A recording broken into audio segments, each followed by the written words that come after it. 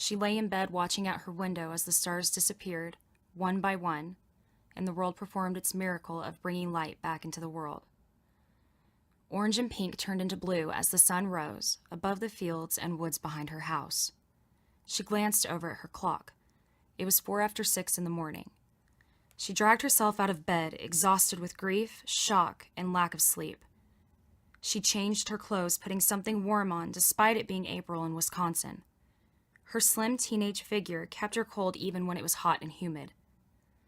She stumbled down the hall and stopped at her brother Braden's door. She looked in at the messy teenage boy's room, smelled her twin's smell, and imagined him living.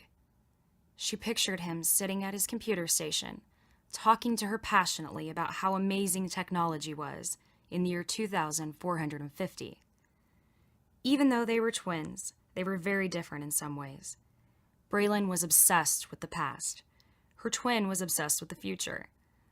Braylon thought about the bitter irony that her twin was now part of her past, and Braylon was forced to face the future without him. She tried to force herself to face her grief and be able to cry, but shock continued to rob her of her tears. She walked down the stairs and down the hallway toward her parents' room, bracing herself for what she would find. The door was open and their bed was empty. Allowing a brief moment of hope that her parents had somehow recovered, she called to them. "Mom? Dad?" She ran toward the kitchen, her emotions like ping-pong balls bouncing from hope to fear and back to hope. She searched the entire downstairs, her heart beating harder and harder in her chest.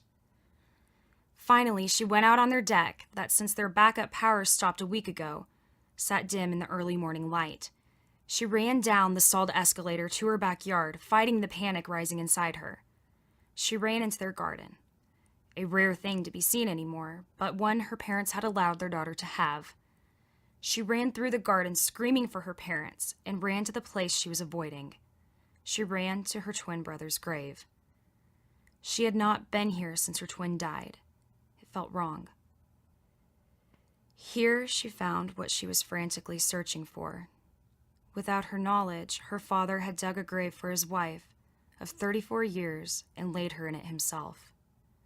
He had died in the effort of trying to cover her for the last time. He had also dug a grave for himself, since her twin brother died, knowing he himself would need it soon.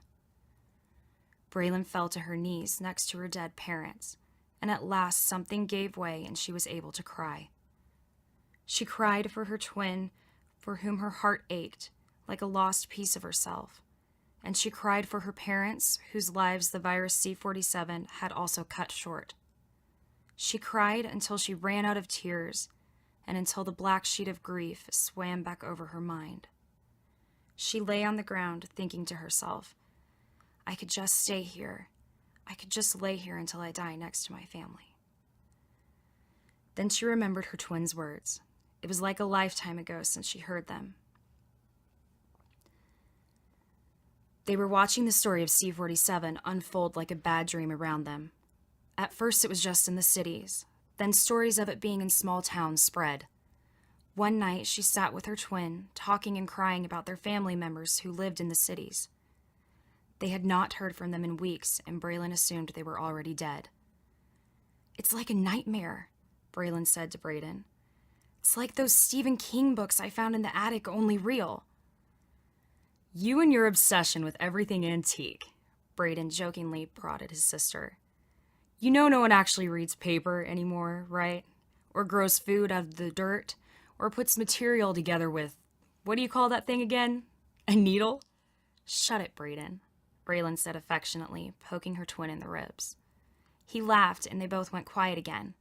After a moment of silence, a tear slipped out of Braylon's eye. "Braden, I'm scared. I don't know what I would ever do if I lost you." Braden looked over at his sister with a look of future doom and pity in his eyes. Then his face cleared, and he smiled his best charming smile, the one that he was already starting to win young women with. "You would be fine, Braylon. You would live for both of us."